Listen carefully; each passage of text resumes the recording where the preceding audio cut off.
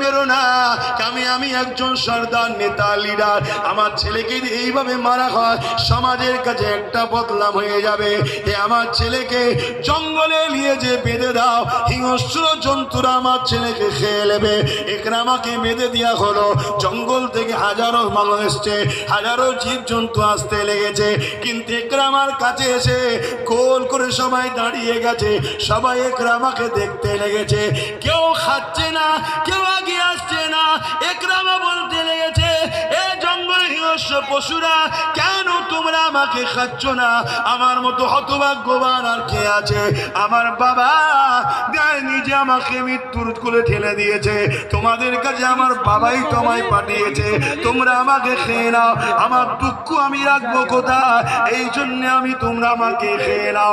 এই সময় দেখা যায় ওই জন্তুদের দলের কাতার চিড়ে চিড়ে এক বিরাট বড় বাঘ আগিয়ে এসে এমন করে জবান থেকে মানুষের ন্যায় কথা বার করতে লেগেছে। আমার আল্লাহ পাকের ক্ষমতা আছে না না? এই যুবকেরা জবান দিয়ে বলতে লেগেছে, ইকরামা রে, তোমাকে খাবো না, তোমাকে খাবো না। অবশ্যই মানুষের গোশত আমাদের বড় প্রিয়, মানুষকে খেতে আমাদের বড় ভালো লাগে, কিন্তু তোমাকে খাবো না।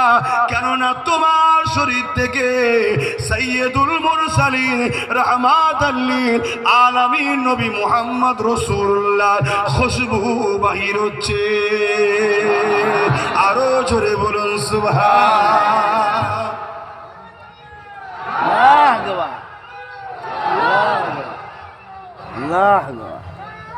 আল্লাহ। ভেবে দেখেন, আমার নবীকে একবার জড়িয়ে ধরেছে, তখন সে ঈমান আনে না। এখনো আমরা ঈমানদার তো নাকি?